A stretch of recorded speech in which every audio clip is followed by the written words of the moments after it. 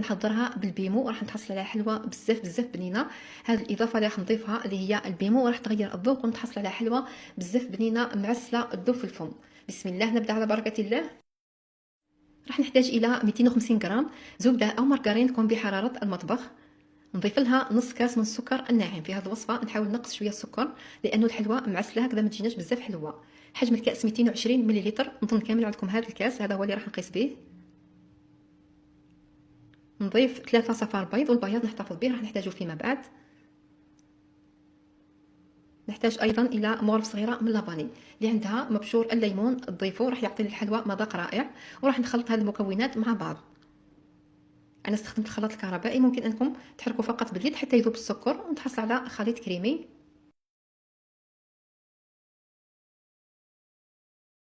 نضيف كاس من الكاوكاو، دائما نقيس بنفس الكاس اللي قست به السكر. انا الكاوكاو كنت دخلته للفرن غير شويه، من بعد رحيته الرقيق راح نحطه في العجينه، والخشين راح نرمد فيه الحلوى. كي نرحي الكاوكاو هذاك اللي يجي غبره من الاحسن ما نضيفوش في هذه الوصفه، نخليه في وصفات اخرى لانه يخلي الحلوى وكانها معجنه. نستخدم فقط هذاك اللي يجي رقيق. انا راح نضيف ايضا كاس من البيمو كنت رحيته، راح يعطي مذاق رائع للحلوى. نضيف مغرف صغيره من الخميره الكيميائيه، وراح نخلط هذه المكونات مع بعض.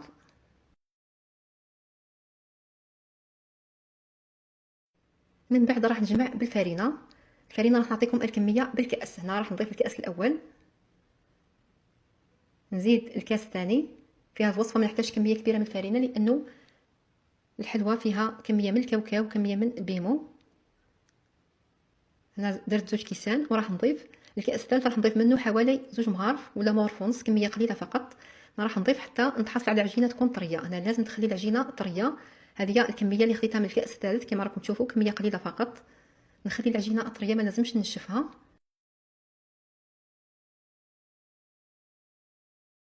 نشكل العجينه الكويرات. انا راح نوزنهم 30 غرام. هنا بالنسبه للوزن ممكن من 25 غرام حتى ل 30 غرام، الحجم اللي حبيتو. اللي ما عندهاش ميزان دير عينها ميزانها. انا هذه الكميه عطاتني 32 حبه. من الاحسن نغلفهم هكذا ما تنشفش معايا العجينه. هنا راح نحتاج الكميه من الكاوكاو اللي يكون مرحي خشين. هنا لازم يكون خشين. وعندي كميه بياض البيض اللي تبقات لي من العجينه. نحرك شويه بياض البيض قبل ما نستخدمه. من بعد راح ناخذ كويره من العجين، نكورها ونحطها داخل بياض البيض. راح نغطيها مليح ببياض البيض. نحي الكميه الزائده. من بعد راح نحطها في الكاوكاو.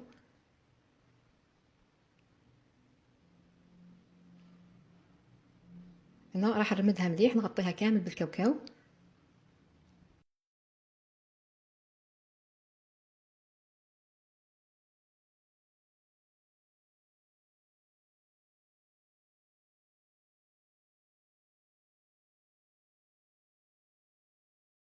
نعاود نكورها للمره الثانيه. من بعد راح نحطها في الكيسات الخاصه بالمشوك. نستخدم تاع الالومنيوم ولا نستخدم هذه النوعيه الجيده، المهم النوعيه اللي ما تخرجش العسل.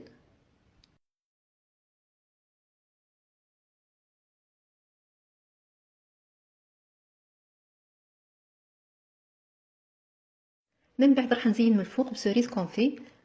هنا راح نقسم كل حبه على زوج، وراح نحط نص حبه من الفوق ونضغط شويه.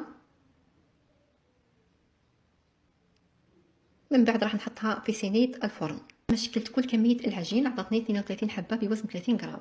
حجم الحبه راهو يجي كبير، هنا راهو يبان شويه صغير مع الفرن ولا الخميره اللي فيه راح يزيد يتنفخ. اللي تحب حجم الحبه صغير توزنها اقل واكيد راح تعطيها كميه اكبر. هنا راح ندخلها الفرن يكون مسخن مسبقا على 170 درجه مئويه حتى يطيب وهو سخون. بعد ما نخرجه مباشره من الفرن راح نفرغ عليه كميه من العسل اللي كنت ضفت لها كميه قليله من ماء الزهر. وراح نعسل الحلوى مباشره من بعد ما نخرجها من الفرن. راح نعسلها وهي سخونه والعسل راهو بارد. هنا راح نضيف مغرف ونص لكل حبه. في الاول راح نضيف مغرف، بعد ما تتشرب كميه العسل راح نضيف نص مغرف. نكمل نعسل الحلوى، من بعد نخليها تبرد وراح نشوفها في صحن التقديم.